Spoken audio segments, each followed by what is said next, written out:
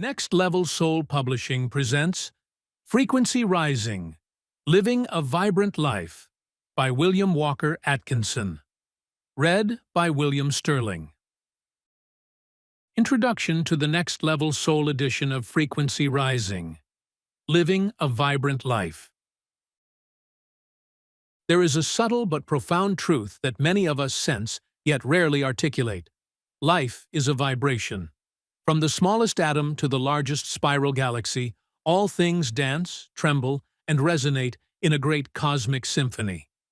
Frequency Rising. Living a vibrant life is an invitation to remember this essential reality and to participate in it with renewed awareness. In these pages, you will explore the idea that your life is not a random sequence of events, but a dynamic, energetic experience shaped by your consciousness. The word frequency here is far more than a metaphor. It is the recognition that you are a being of energy, responding and relating to an energetic universe.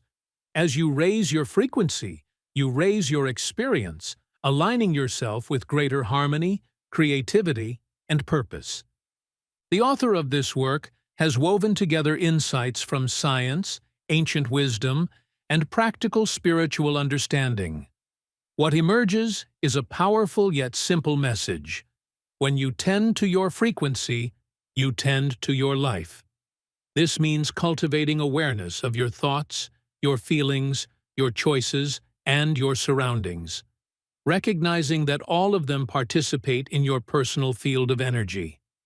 Some will wonder whether all this talk of vibration is just a pleasant myth. But as you look more deeply, you will discover that modern physics, biology, and even psychology have begun to confirm what sages have taught for centuries: that you are an interconnected process, part of an ever-shifting field of dynamic forces. Change your frequency, and your relationship to the world changes too. What makes this book especially practical is its constant reminder that raising your frequency is not merely an idea, but a practice. You will find guidance for daily living, how to shift old patterns, how to reconnect with joy, how to move through challenges with grace. You will be encouraged to see each moment as an opportunity to tune in, to retune, and to rise. This Next Level Soul edition has been carefully crafted to help you integrate these teachings into your daily existence. After each chapter, you will find a summary to distill the key ideas, a list of key points to keep your understanding crystal clear, and practical action items that you can apply immediately to raise your own frequency in the lived experience of your day. It is one thing to read about vibrational living, it is quite another to practice it, moment by moment. Our hope is that these editions will transform this book from a static volume on your shelf into a living companion for your path. So as you turn these pages, let yourself relax into a deeper truth. You are not a machine moving through a dead universe. You are a living wave, participating in a vast ocean of energy. And you have the power, through intention, through presence, through practice, to rise in frequency and to live the vibrant life that is your birthright. Welcome to Frequency Rising. May it serve as a reminder, a teacher, and a doorway. Chapter 1. In the Beginning. This book will deal with life.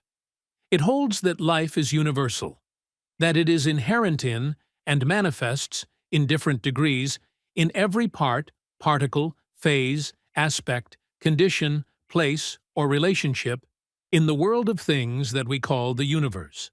It holds that life manifests in two aspects or forms, which are generally found by us in connection and cooperation with each other, but which are both, probably, an expression of some one thing higher than either.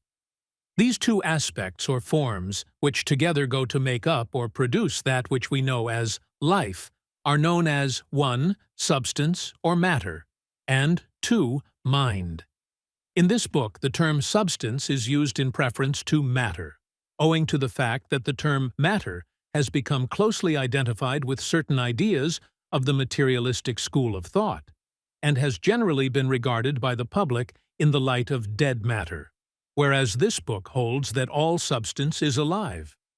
The term mind is used in the sense of mind as we know it, rather than as mind as it is, or as the cosmic mind. In some places, the term mind principle is used to convey the idea of a portion of the great principle of mind, of which that which we call mind is but a small and but partially expressed portion. These terms are explained and illustrated as we proceed. The aspect of energy or force is not treated as a separate aspect or form of life in this book, for the reason that it is regarded as merely a manifestation of mind, as will appear as we proceed. We have much to say regarding motion, but the writer has tried to explain and prove that, at the last, all motion results from mental action, and that all force and energy is vital mental force and energy. This book is not intended to run along metaphysical or theological lines. Its field is different. And so, while it recognizes the importance of these branches of human thought, still, it finds that its own particular field is sufficient to engross its entire attention for the moment, and, consequently, the aforesaid subjects shall not be touched upon except incidentally in connection with the subject matter of the book. This being the case, there will be no discussion of the origin of life, the question of creation, the problems of theology and metaphysics, the riddle of the why and wherefore of life and the universe. The writer has his own opinions upon these questions, but feels that this is not the place in which to air the same. For the purposes of the book, he prefers to leave every reader to his own favorite views and conceptions regarding these great subjects, feeling that the views regarding life, mind, motion, and substance that are advanced in this book may be accepted by any intelligent reader without prejudice to his or her accepted religious or philosophical views. The writer sees that this something called life exists. He finds it in evidence everywhere, and he sees it always in its aspects of substance and mind, and he feels justified in regarding life as always existing in and manifesting in these aspects, always in conjunction, at least, life as we know it. And he finds certain apparent laws of life in operation in the universe to which all life, in all of its aspects, is apparently amenable. And he feels justified in considering these laws constant and invariable and unchangeable so long as the universe, as it now is, exists. And with the above views in mind, this book will proceed to a consideration of its subject, without attempting to peer behind the veil separating the universe from its causer, life from its source. But in justice to reader, subject, and writer, the latter has thought it well to state that he does recognize not only the veil, but that which is behind the veil. To proceed without this statement would be unfair and misleading. The writer wishes to be understood positively upon this point, even though the declaration may bring forth the derisive jeer of those who feel that they have outgrown this conception, or else the calm, superior, pitying smile of those who feel that the universe is its own cause and effect. By universe, the writer means the whole body of things, Webster. His declaration means that he believes in that which is above things. The writer prefers not to attempt to define that which he calls the infinite. The word infinite means without limit in time, space, power, capacity, knowledge, or excellence, Webster. And to define is to limit, mark the limits of, mark the end of, etc. The term define, as applied to the infinite, is ridiculous, an absurd paradox. The writer echoes Spinoza's statement, "To define God is to deny him." And so there shall be no attempt at definition or limitation. But the human mind, in considering the subject, is bound by its own laws to think of the infinite as real, and actually being and existent if it thinks of it at all. And if it thinks of it as infinite, it must, by its own laws, think of it as causeless, eternal, absolute, everywhere present, all-powerful, all-wise. The human mind is compelled to so consider the infinite if it thinks of it at all.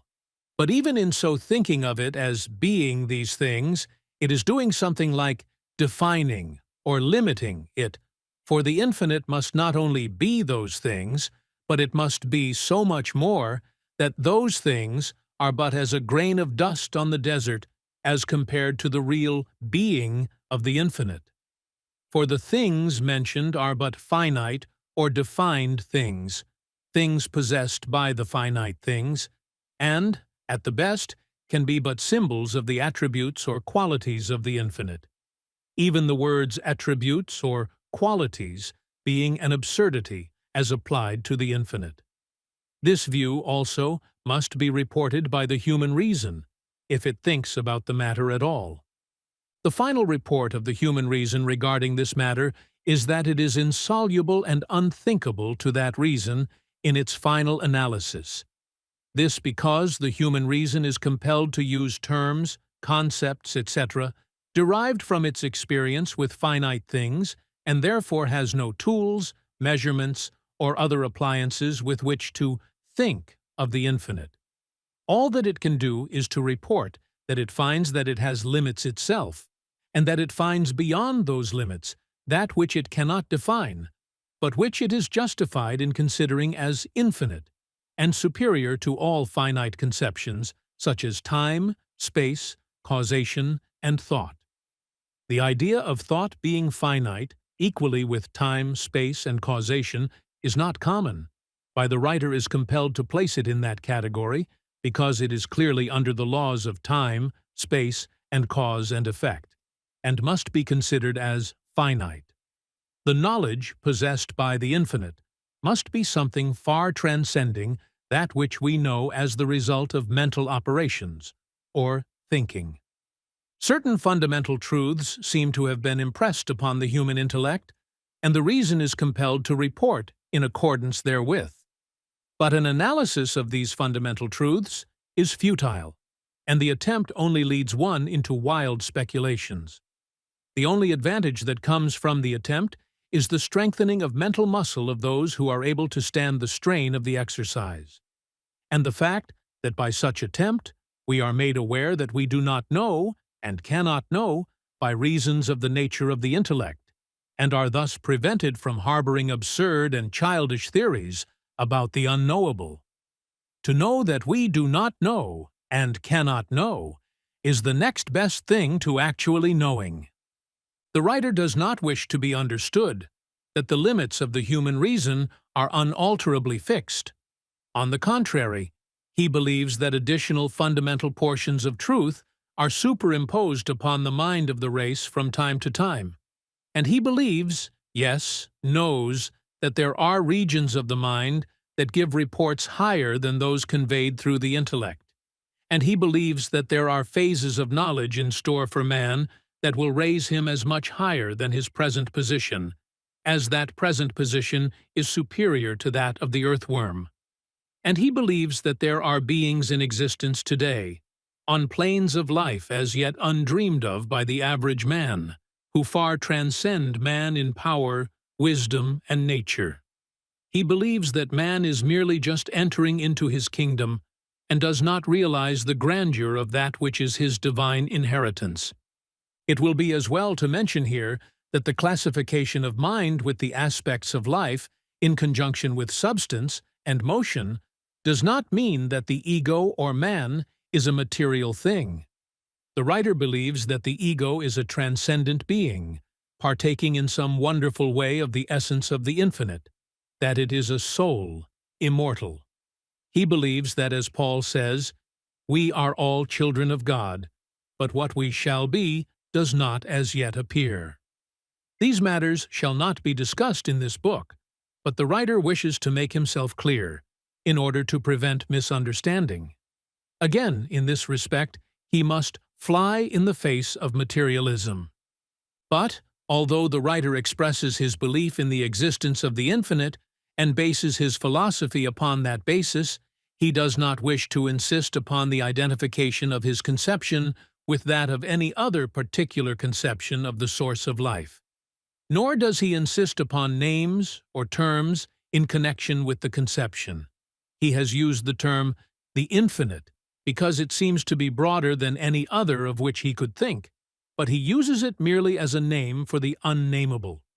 So, if the reader prefers, he or she may use the terms God, deity, first cause, principle, unknowable, infinite and eternal energy, the thing in itself, the absolute, or any of the other countless terms used by man in his attempt to name the unnameable, to describe the undescribable, to define the undefinable. And all may retain their ideas, or lack of ideas, regarding the relation of the infinite to their own particular religious views, or lack of views. The philosophy of this book need not disturb a man's religious belief, nor does it insist upon the man holding any special religious belief. Those are matters entirely for the exercise of the man's own reason and conscience, and they may retain their own pet philosophy regarding the origin, purposes, or plan of the production and existence of the universe. This book shall not meddle with their metaphysics or philosophy. What is herein offered may be assimilated with the fundamental ideas of nearly every form of religious or philosophical belief, it being in the nature of an addition rather than a subtraction, or division. Its philosophy is constructive rather than destructive. Summary. This chapter introduces the foundational idea that life is not separate from matter, but is inherent in every part of the universe. Atkinson argues that what we usually call substance and mind are two faces of the same living principle. He frames this book as an exploration of the living, vibrating energy behind all phenomena, inviting us to look beyond conventional ideas of lifeless matter. Key takeaways: life is universal and inseparable from matter. Mind and substance are partners in the same dance. All energy is vital and mental at its root. Action. Items.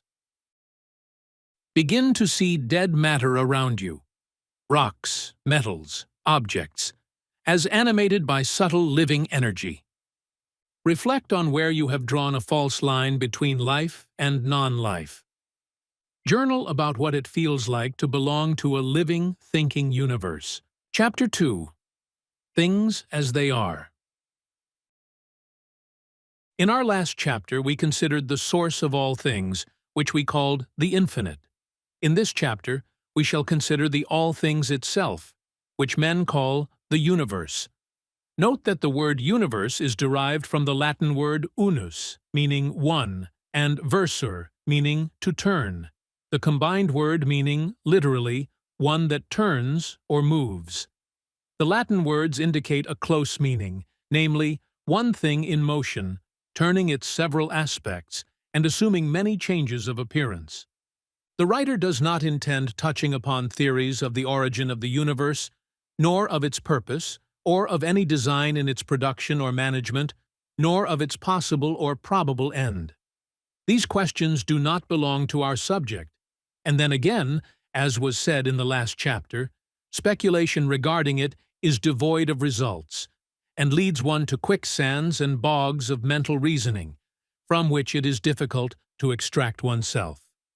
The answer to the riddle of the universe rests with the infinite, but it is different with the case of the manifested universe that is evidenced by our senses. Science is a different thing from metaphysics, and its process and mode of work are along different lines. And much knowledge of things may be obtained from a consideration of it, remembering always that its knowledge is confined to things and not to that which is back of things. And so let us consider the universe of things. Material science has held that the universe is composed of two principles: 1. Matter, 2. Energy or force. Some hold that these two principles really are aspects of the same thing, and that there is really but one principle, one aspect of which is shape, form, etc., and called matter. The other, a quality manifesting in motion, which quality is called force. Others, the most radical, hold that there is nothing but matter, and that force and energy is but a quality or power inherent in matter. Others hold that force is the real thing, and matter but a form of force. All branches hold to the idea that matter and energy are always found together, and cannot be thought of separately.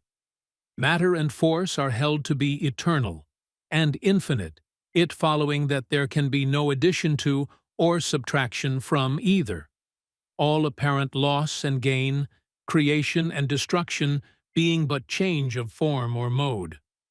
God is declared unnecessary, and the universe is held to operate according to certain laws of matter or force, either or both, which are unchangeable and immutable, eternal and always valid. Mind and thought are held to be products of properties of matter or force, one or both, secreted, evolved, or produced in the brain. The soul is relegated to the waste heap and discarded as useless in the new philosophy. Moleschott said, "Thought is a motion of matter," and Holbach, that matter enjoys the power of thinking. Natural laws are held to be sufficient for the explanation of all phenomena, although ignoring the fact that the reason has never before formed the conception of a law, without thinking it necessary to think of a lawmaker or a power to enforce and administer the law. However, the philosophers hold that it is no more difficult to think of such a law than to try to form an idea of space or eternity, both of which are unthinkable to the human reason, but both of which are admitted as self-evident facts. But notwithstanding this somewhat crude and raw reasoning, material science has accomplished a wonderful work in the world, and has brought to light facts of inestimable value to man in mastering the material world, and in forming correct ideas of the solution of material difficulties. The facts of material science enables the world to cheerfully overlook its theories, and even the theories are rapidly undergoing a change, and, as we have stated, some of the most advanced scientists are rapidly reaching the position of the occultists and mystics, bringing with them a mass of facts to back them up, to exhibit to the occultists who dealt with principles rather than with details or material facts, so far as fundamental theories were concerned. Each is boring his way through the mountain tunnel of the unknown, and both will meet in the center, their lines meeting each other without a variation. But the occultists will call the tunnel center mind, and the scientists will call it matter. But both will be speaking of the same thing, and the causer of the mountain will probably know that they both are right. But we are speaking of the new school of advanced material science now, not of the old conservative all-is-matter people who have been left behind. The new school speaks of substance now, instead of matter, and ascribes to substance the properties of matter, energy, and something that they call sensation, by which they mean mind in a crude form, and from which they say mind and soul evolved. This new school of scientists are very different from their predecessors. They are less hidebound and far from being so cocksure. They are seeing matter melting into energy and giving signs of sensation, and they are beginning to feel that, after all, there must be a thing in itself that is the real basis of, or real thing, in substance. There is heard very little among them about dead matter, blind force, or of the mechanical theory of life and the universe. Instead of it being a big machine, operated under mechanical laws, with life as the steam, the universe is beginning to be regarded as somehow filled with life, and science is finding new examples of life in unexpected quarters, and the dead matter area is being narrowed. Men who have followed the advances made by recent science are holding their breaths in awe and earnest expectation, and those who are pushing the inquiries and investigations to the furthest extent are showing by their eager faces and trembling hands that they feel that they are very close to the borderline separating the old materialism from a new science that will give thought and philosophy a new impetus and a new platform. Such men are feeling that they are seeing the old matter melting away into something else. The old theories are falling apart under the light of new discoveries, and these men feel that they are penetrating a new and hitherto unexplored region of the unknown. May success be theirs, for they are now on the right road to truth. In the following chapters, we shall see frequent references to science, and when we use the word, we shall know it means this new school of scientists, rather than the older school that is now being superseded. There is no conflict between true occultism and true science, notwithstanding their directly opposite theories and ideals. They are merely looking at the truth from different viewpoints, at different sides of the same shield.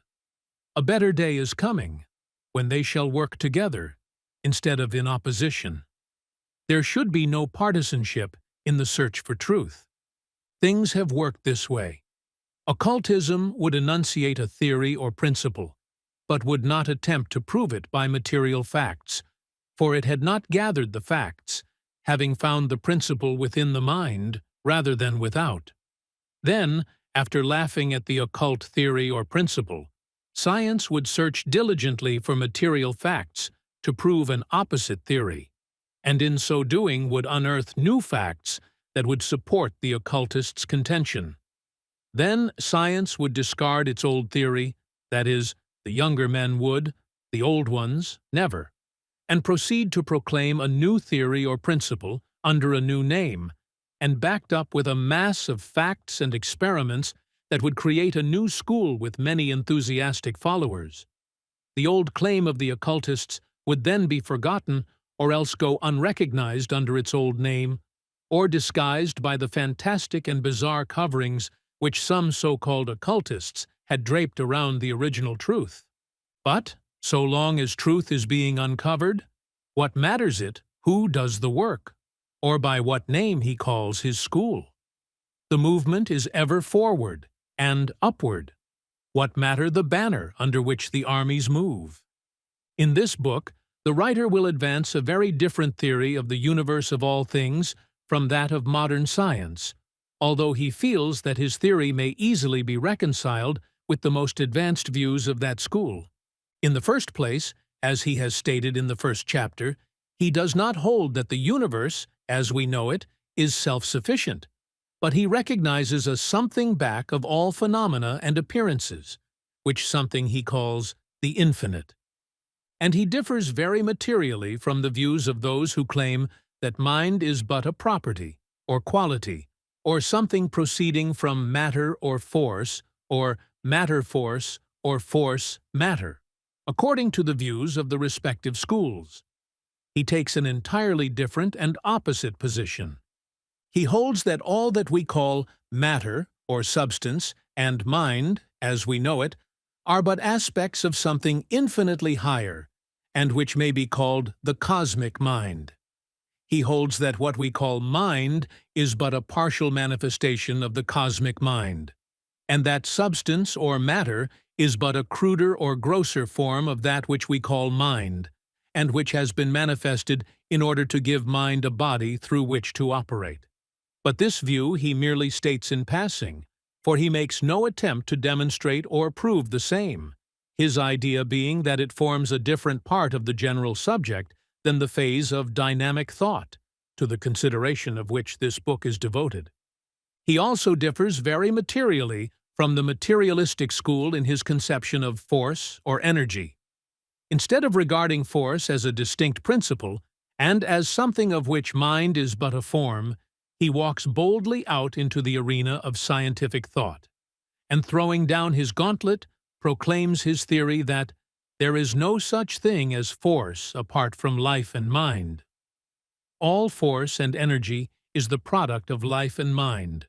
All force, energy, and motion result from vital mental action. All force, energy, and motion is vital mental force, energy, and motion. The mind abiding in and permeating all substance not only has the power to think, but also the power to act, and to manifest force and energy, which are its inherent and essential properties. He also takes the position that mind is in and about and around everything, and that everything is alive and thinking, and that there is no such things as dead matter or blind force, but that all substance, even to the tiniest particle, is permeated with life and mind, and that all force and motion is caused and manifested by mind.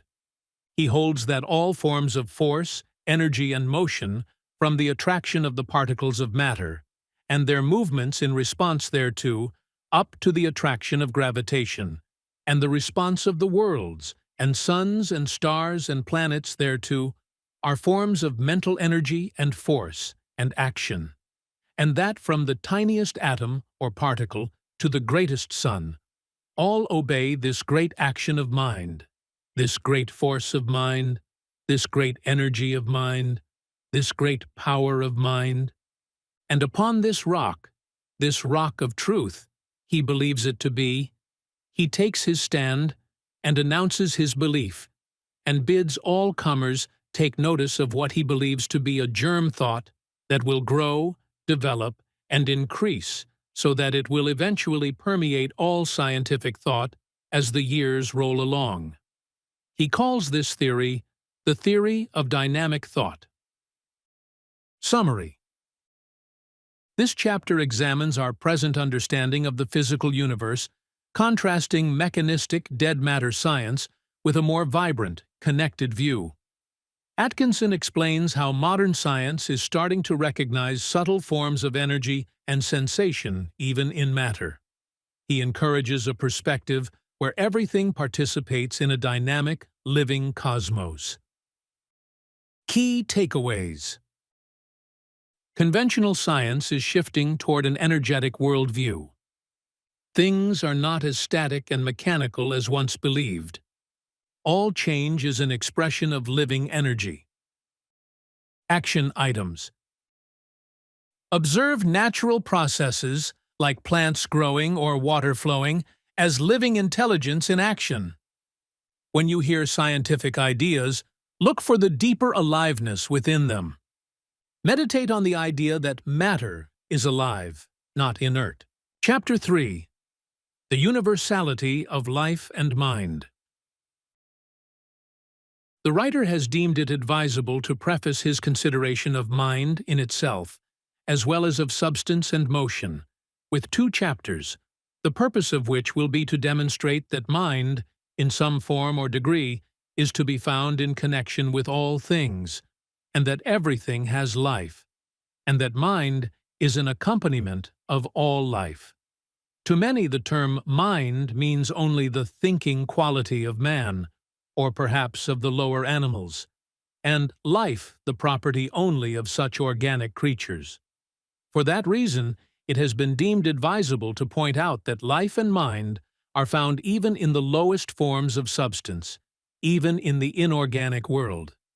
In this chapter and from now on, the writer shall use the term the mind, etc., to indicate the particular mental principle of the creature or thing, the bit of mind that is segregated from the rest, and which each person thinks of as mine, just as he thinks of my body, as distinguished from the universal supply of substance.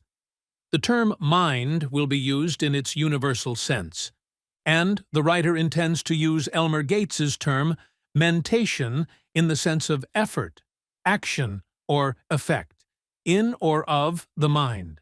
In short, mental process. The word is useful, and when one has learned to use it, he will prefer it to the more complicated terms. Remember then, please, mentation means mental process. Mentation includes that which we call thought, as well as some more elementary forms of mental process that we are not in the habit of dignifying by the term thought, which latter we usually reserve for mental process of a higher order. So, then, mind is the something of which one's particular mind is composed. The mind is that something possessed by one, by and through which he thinks. Mentation is mental process, and thought is a advanced kind of mentation. At least, the said words will be so employed in this book from now on. In this chapter, you are asked to consider the fact that life is universal, that everything is alive, and that mind and mentation is an attribute of life, and that, consequently, everything has mind, and is able to express a degree of mentation. Forms of life, as we know them, are always seen as possessing two aspects, viz. 1. Body, substance, and 2. Mentation, mind. The two aspects are always found in combination. There may be living creatures who occupy bodies of so fine a form of substance as to be invisible to the human senses, but their bodies would be substance just as much as is the body of the granite rock. And, in order to think, these beings would need to have a material something corresponding to the brain, though it be finer in quality than the rarest gas, vapor, of electric wave. No body without mentation, no mentation without a body. This last is the invariable law of the world of things, and naught but the infinite, that which is above things, can be exempt from that law. In order to grasp the idea of the universality of mind, let us go back to the elementary forms of things, and, step by step, see how mentation manifests itself in every point on the scale from mineral to man, using bodies ranging from the hardest rock to that finest form of known substance, the brain of man.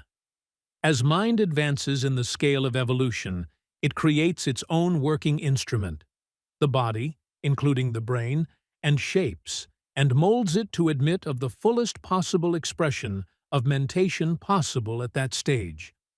Mind is the molder, body, and brain that which is molded, and inclination, desire, and will are the motive powers leading to gradual unfoldment, the impelling cause being the craving for satisfaction. We shall make our journey backward, and ignoring beings higher in the scale, we shall start with man, leaving out of the consideration, for the moment, the fact of the existence of the ego, or spirit of man, which is higher than body or mind, and considering the mind of man rather than the man himself, we have our starting point on the downward journey of investigation. We need not devote much attention to the consideration of the mind of man at this stage, although we shall have much to do with it later on. But we may undertake a brief consideration of the descending degrees of mentation as manifested by man, as we pass down the scale in the human family, considering in turn the Newtons, Shakespeares, Emersons, Edisons, and their brothers in intellect, in the field of mathematics, literature, music, art, invention, science, statesmanship, business, skilled workmanship, etc., respectively. From these high levels we pass down, gradually, through the strata of men of but a slightly lower degree of intellect, down through the strata of the average man, down through the strata of the ignorant man, down through the strata of the lowest type of our own race and time, down through the strata of the barbarian, then onto the savage, then onto the digger Indian, the bushman. What a difference from highest to lowest! A being from another world would doubt that they were all of the same family.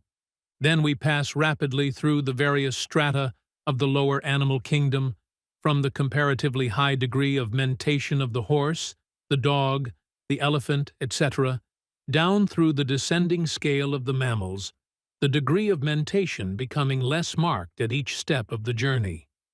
Then on through the bird kingdom, then through the world of reptiles, then through the family of fishes, then through the millions of forms of insect life, including those wonderful creatures, the ant and the bee, then on through the shellfish family, then on through the community of sponges, polyps, and other low forms of life, Then on to the vast empire of the microscopic creatures, whose name is Legion. Then on to the plant life, the highest of which have sensitive cells that resemble brains and nerves, descending by stages to the lower plant life. Then still lower to the world of bacteria, microbes, and infusoria, the groups of cells with a common life, the monera, the single cell. The mind that has followed us in this descent of life, from the highest form to the cell-like thing merely existing in the slime at the bottom of the ocean, has acquired a sense of awe and sublimity not dreamed of by the man on the street. The degrees of mentation in the lower animal kingdom are well known to all of us. Therefore, we need not devote much time to their consideration at this time. Although the degree of mentation in some of the lowly forms of animal life are scarcely above that of the plant life, in fact, are inferior to that of the highest plants, still we have accustomed ourselves to the use of the word mind in connection with even the lowest animals, while we hesitate to apply the word to the plants. It is true that some of us do not like to think of the lower animals reasoning, so we use the word instinct to denote the degree of mentation of the lower animal. The writer does not object to the word.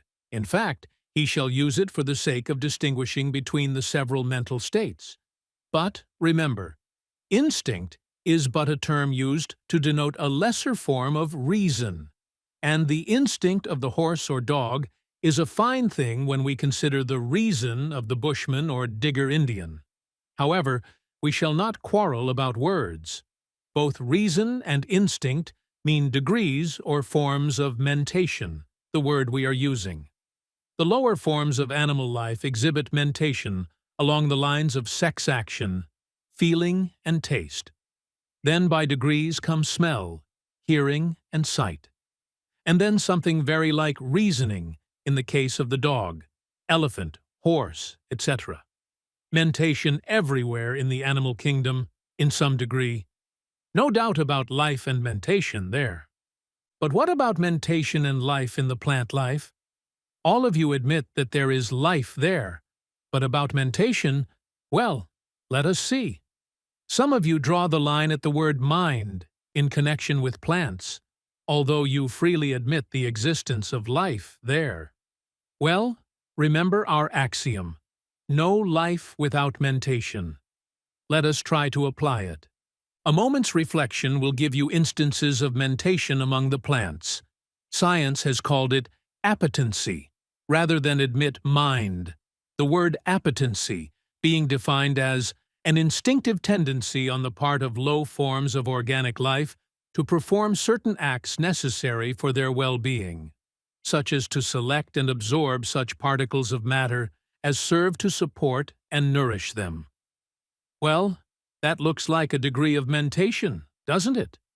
Many young animals evidence little or nothing more than appetency in suckling.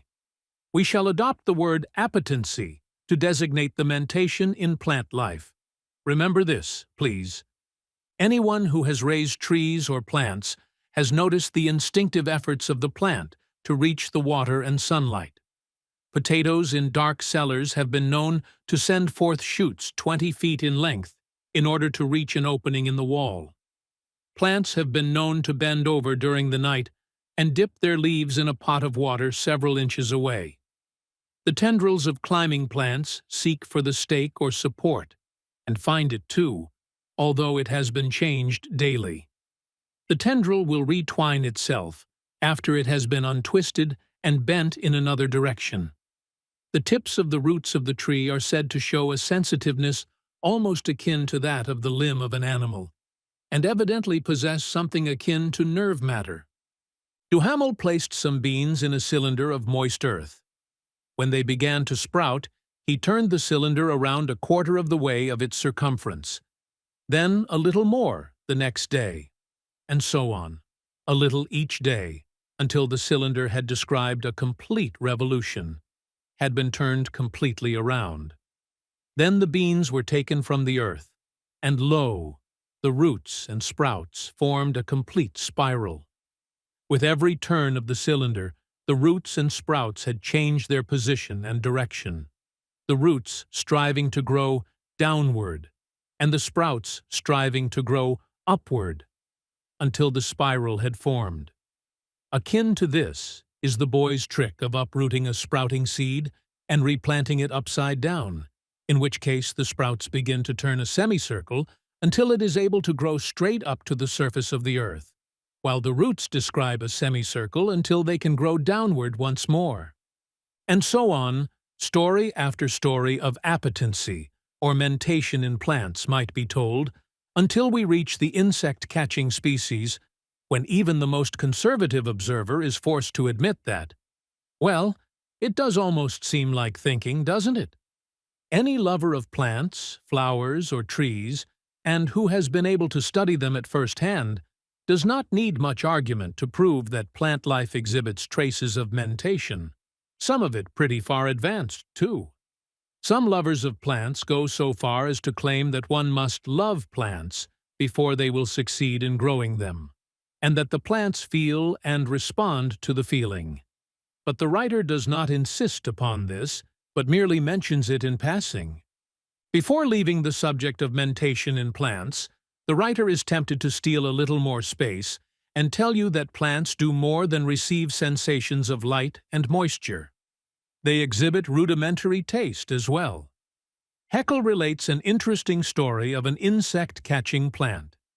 He states that while it will bend its leaves when any solid body, excepting a raindrop, touches its surface, still it will secrete its acrid digestive fluid only when that object happens to be nitrogenous, meat or cheese.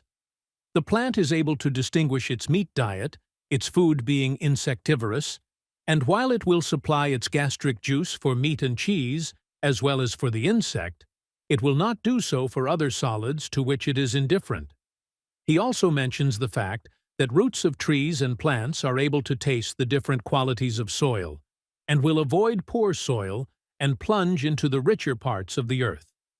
The sexual organism and life of plants also affords a great field for study to the student hunting for evidences of life and mentation in that kingdom. The motion or circulation of the sap in trees and plants was formerly considered to be due to capillary attraction and purely mechanical laws, but recent scientific experiments have shown it to be a vital action, an evidence of life and mentation, the experiments having proven that if the cell substance of the plant was poisoned or paralyzed, the circulation of sap immediately ceased, although the mechanical principles had not been interfered with in the least. And now on to the mineral kingdom.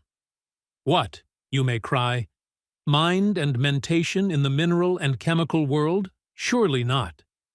Yes, even in these low planes may be found traces of mental action. There is life everywhere, even there. And where there is life, there is mind. Away back among the chemical principles and the minerals we may go in our search for life and mind, they cannot escape us, even there. Summary. Atkinson proposes that mind and life are present, in different degrees, throughout the entire scale of existence. From the smallest living cell to the most complex human brain, there is a continuum of awareness and responsiveness. This recognition removes artificial boundaries and affirms the unity of all things. Key takeaways. There is no true division between life and non-life. Mind is an attribute of all forms of existence. The universe is an unbroken whole of vitality and consciousness. Action items. Practice seeing unity where you usually see separation. Contemplate the phrase, "Everything is alive," during your daily walk. Speak to the universe as a conscious, living being and listen for subtle responses. Chapter 4. Life and Mind Among the Atoms. To the majority of persons, the title of this chapter would seem an absurdity. Not to speak of inorganic mind, the idea of life in the inorganic world would seem a ridiculous paradox to the man on the street who thinks of substance as dead, lifeless and inert. And, to tell the truth, even science has held this view until a comparatively recent period, laughing to scorn the old occult teaching that the universe is alive and capable of thinking. But the recent discoveries of modern science has changed all this, and we no longer hear science speaking of dead matter or blind force. It recognizes that these terms are meaningless, and that the dreams of the old occultists are coming true. Science confronts a live and thinking universe. She is dazzled by the sight, and would shade her eyes, fearing to see that which she feels must present itself to her vision when her eyes become accustomed to the sight. But a few daring minds among the scientific investigators are dreaming wonderful dreams today, and they tell us in broken tones of the wonderful visions that are passing before their sight. They dare not tell it all, for they fear the ridicule of their fellows. Their visions are of life, universal life.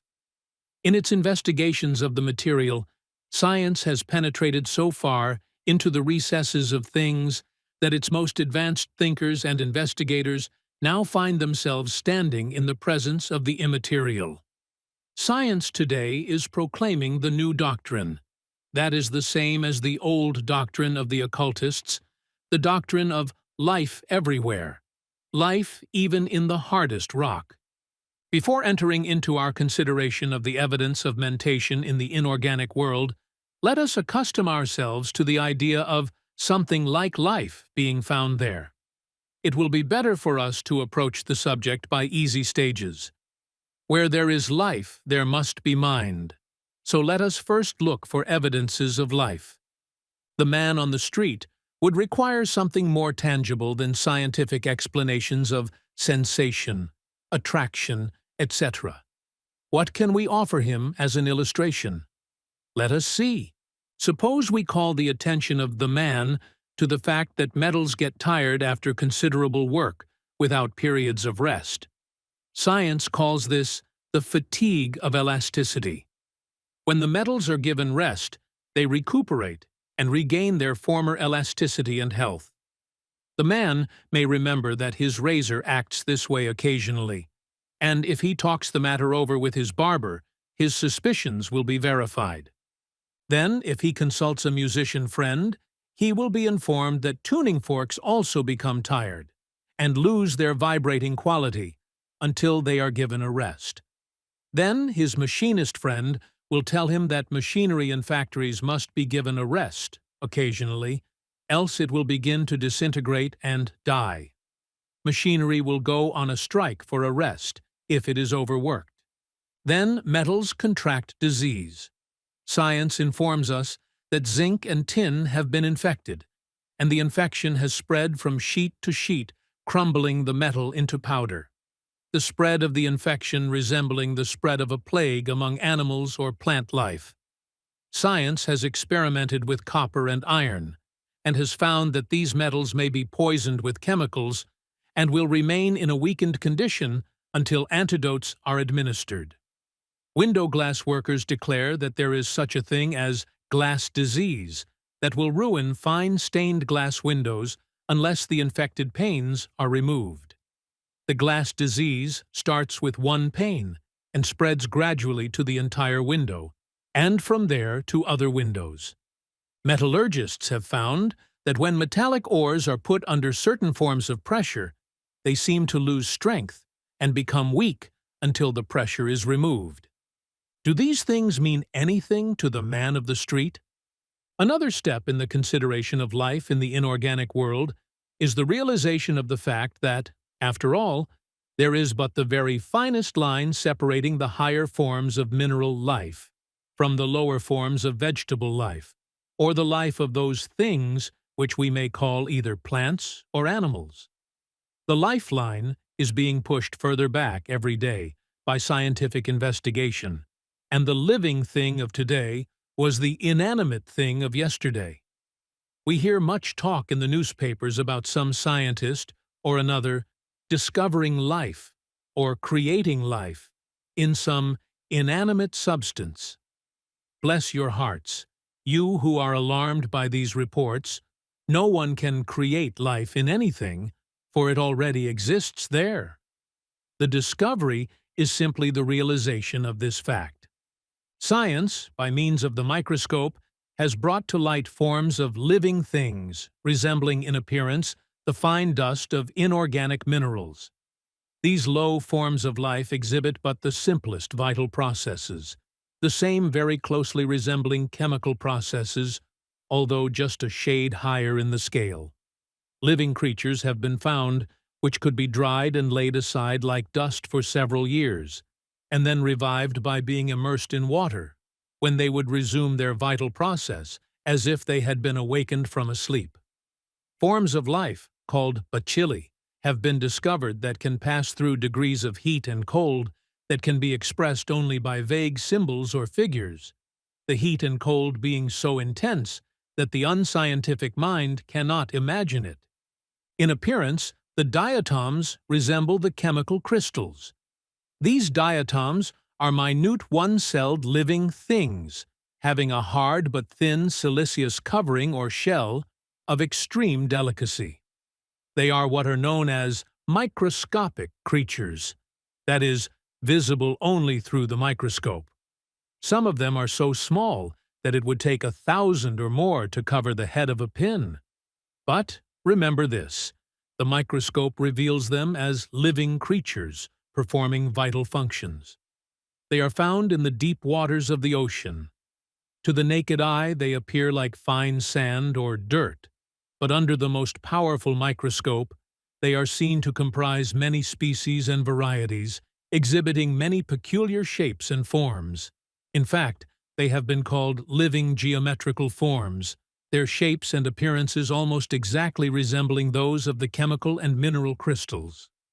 Science informs us that these and similar microscopic creatures number thousands of families or species, and it is thought that the varieties of microscopic creatures outnumber the varieties of creatures visible to the unaided sight. And remember that there is probably a still greater world of sub-microscopic creatures, that is a world invisible even when the most powerful microscope is used. Who knows what wonders are to be found there? What forms of creatures live and move and have their being there? In passing by the subject of the resemblance between the outward forms of living things and the crystals, it is interesting to note how the crystals of frost and ice resemble the forms of leaves, branches, flowers, foliage, etc. The pane of glass covered with these frosty forms resembles a garden. The disk of saltpeter, under the effect of polarized light, very closely resembles the form of the orchid. Recent scientific experiments have shown that certain metallic salts, when subjected to a galvanic current, group themselves around one of the poles of the battery and assume a mushroom-like shape and appearance.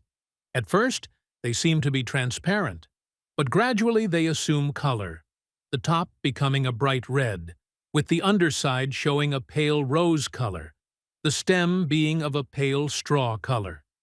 The discoverers of these peculiar forms called them by the German equivalent for inorganic mushrooms, but even this term seems scarcely worthy of them, for they even show a trace of something like organs. Under the microscope, they are seen to have fine canals or vein-like channels running through their stems from top to base. And through these veins, the thing absorbed fresh material and actually grew like low forms of fungus life. Were these things merely minerals or chemical substances, or were they low forms of organic life? The lines between the inorganic and the organic are being wiped out rapidly. The supreme power that caused life to be, caused it to all, and did not divide its manifestations into dead things and live things, but breathed into all the breath of life. And the more clearly we see the actual evidence of this, the greater does that supreme power seem to us. A very low form of living creatures called the Monera is held by science to be the one of the strands of the connecting link between the organic and inorganic worlds. The Monera are the lowest and simplest form, at least so far known, of organic life. They may be said to be organic creatures without organs, being but little more than simple cells, tiny globules of plasm surrounded by a thin membrane, their sole vital function being the absorption of nourishment through the pores of their covering, just as a piece of chalk would absorb water, and the consequent conversion of the nourishment into material for growth, the whole process resembling chemical action. The Monera reproduce their kind simply by cleavage, or separation of the substance of the mother cell into two, and so on, being little more than the growth of crystals. The Monera are everywhere recognized, without question, as living creatures, but they exhibit merely a trace more of life than do certain forms of crystals. The difficulty in considering crystals as living things is partially due to the outward form and substance, so different from the form and substance of the higher, living things. But we have seen that the diatoms took on shapes of crystals, and that the outer shell or covering was similar to silicia, a mineral, the inner substance being but a tiny speck of plasm, similar to that of the substance of a plant cell. And then we may look to the tiny bit of chalk dust, which was once the skeleton form of a living creature. The same is true of coral. In the very low forms of life, the skeleton, or form, is the thing most apparent, the plasm of living substance being still smaller and less apparent.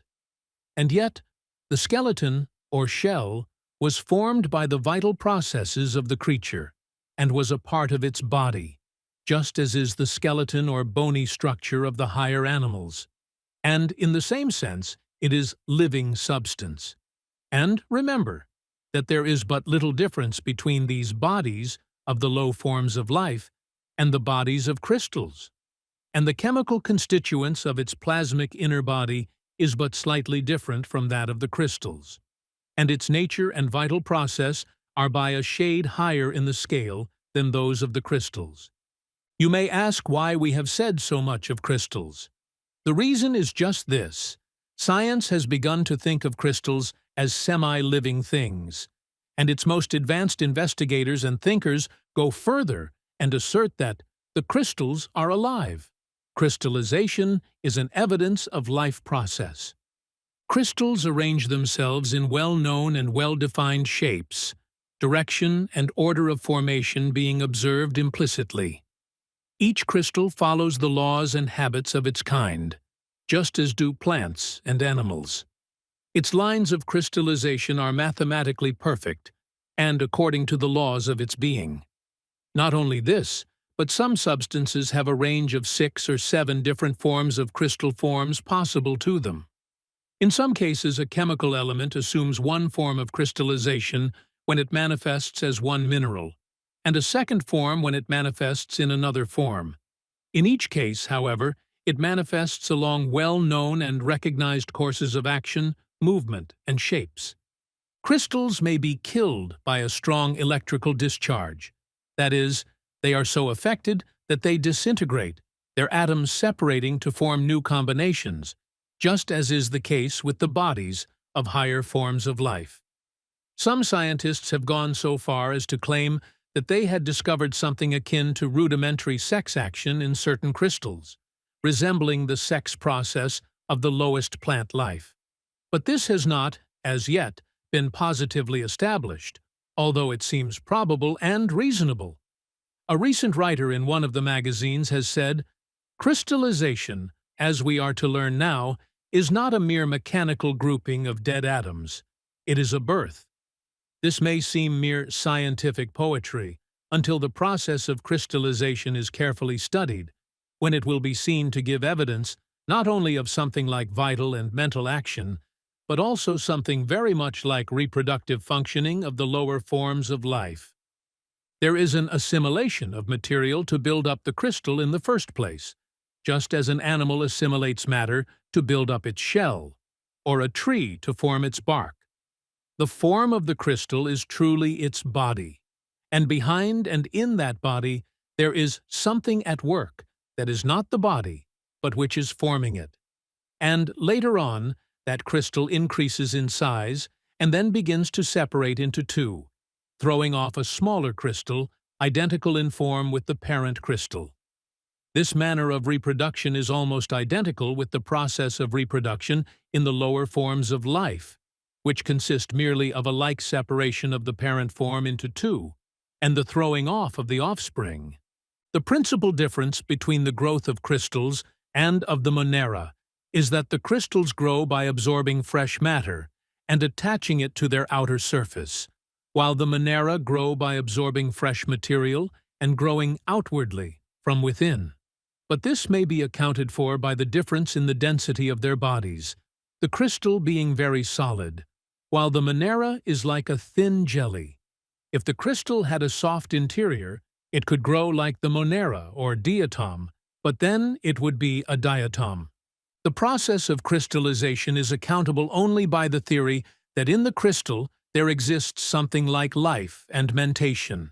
There is something more than mere mechanical motion or blind chance at work here. Does not the process of crystallization look like rudimentary purposive action? It may be said that it is movement and action in accordance with some established law of nature. Granted, but is not that also true of the physical processes and growth of higher forms of life? Is the forming of the crystal form to be considered as a mechanical effect, and the forming of the shell of the monera to be considered a mental and vital action? If so, wherefore? The point is that crystals act as if they are alive and capable of assimilation, growth, and reproduction, in a manner and degree differing but very slightly from corresponding functioning of the lower forms of life. Verily, the crystals are alive, and if alive, they must have at least a trace of mind. Does it not appear that they exhibit something very like both? Quoting from a recent writer, let us notice that recent investigations in the new department of science, which has been termed plasmology, show in crystals phenomena which are absolutely analogous to vital phenomena. So much so that photographs of certain forms produced in the changes of crystals appear to be almost exact duplicates of those in the various lower forms of microbes. The question has been raised as to whether the microbe is no more alive than the crystal, or the latter equally endowed with life, as is the former. And now another step in our search for life. Remember that the hardest rocks are composed of crystals of certain kinds, and if the higher crystals have life, then it is only fair to suppose that the lower and cruder forms are likewise endowed, even if in a still lower degree.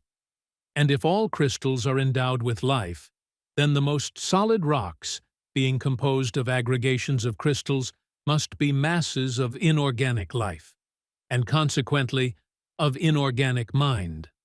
A crystal, according to Webster, is the regular form, bounded by plane surfaces, which a substance tends to assume in solidifying through the inherent powers of cohesive attraction.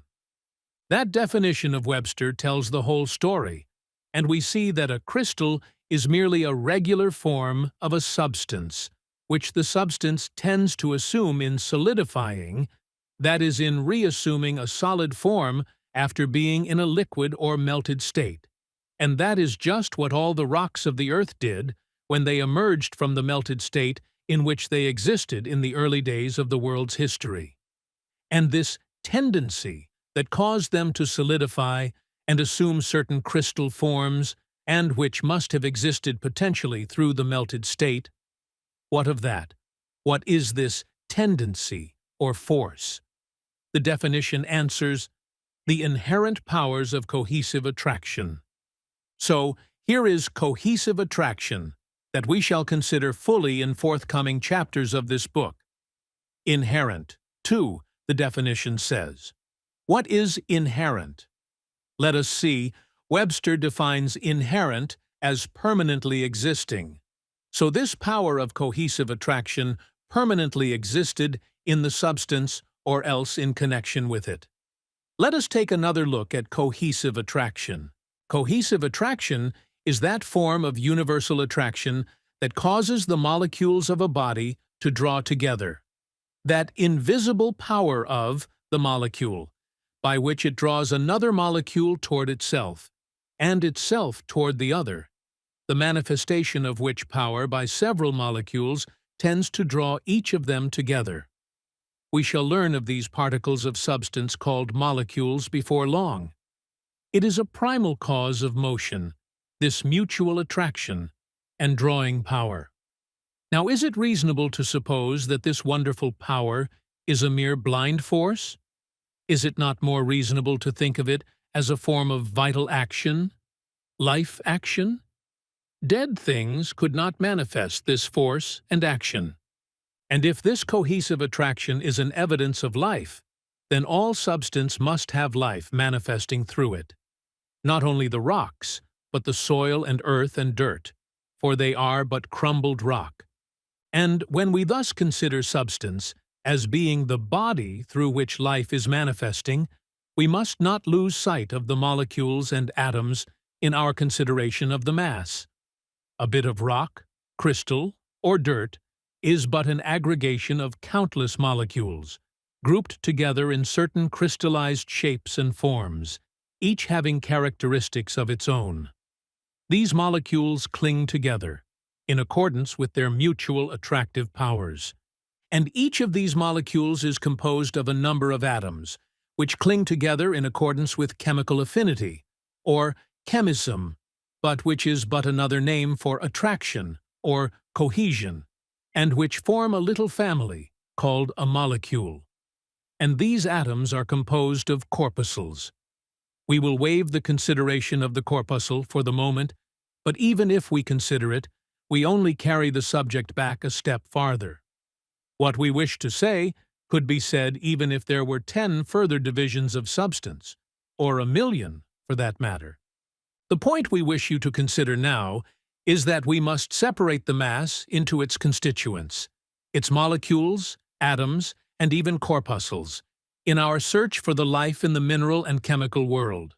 If there is life in the mass, there must be life in the molecule, atom, or corpuscle. Now, do we find it there? Certainly, for the tiniest atom manifests its attractive power, and not only does it draw other atoms to itself by virtue thereof, but it even goes a step further and shows a preference, a degree of liking in its mutual relations with other atoms.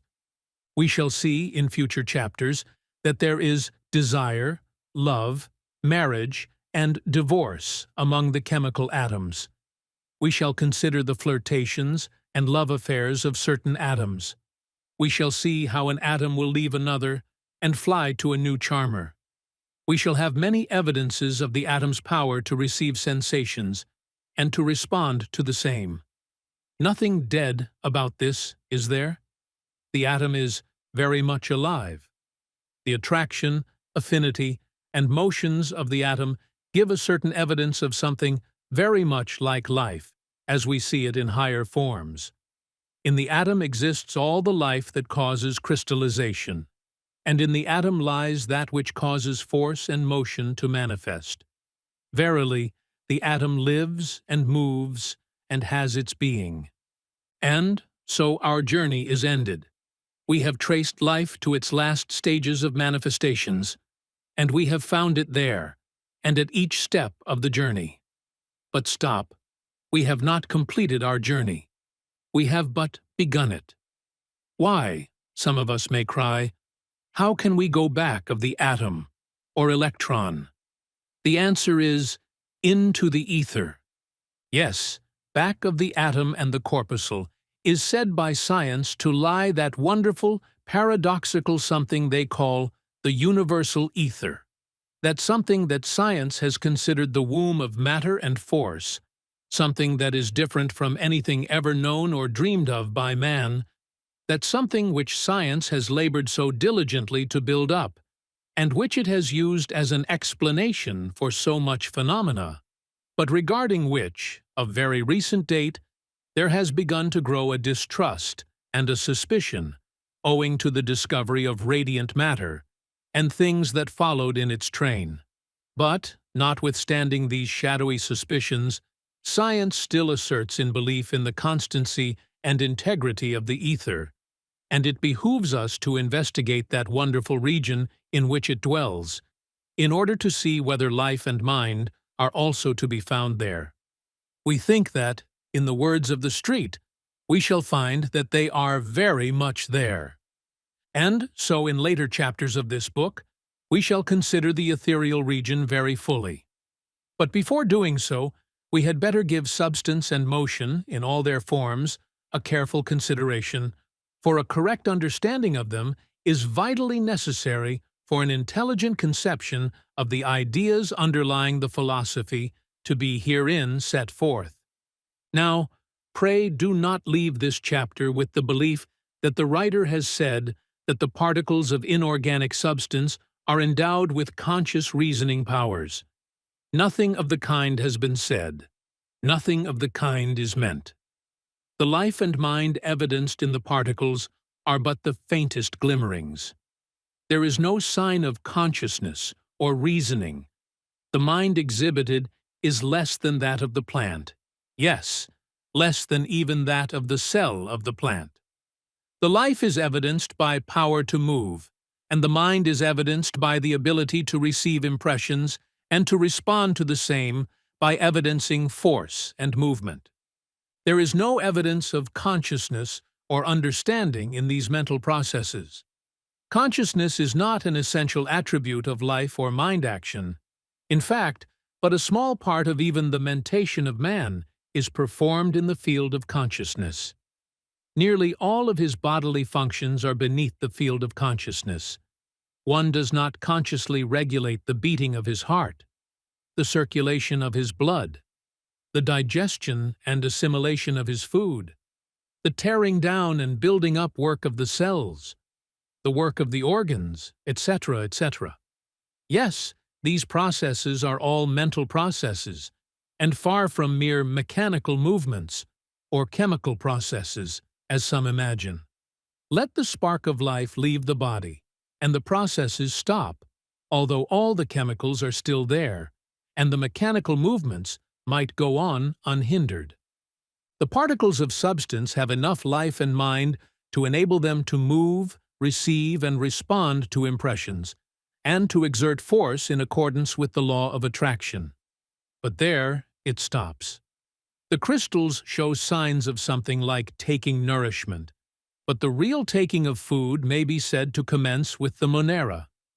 Not until very high degrees of life and mind are attained do creatures begin to exhibit consciousness, and that which is called understanding is still higher in the scale, and not until man is reached does the faculty of turning the mental searchlight inward manifest itself. These matters are mentioned here merely to prevent misunderstanding and misapprehension.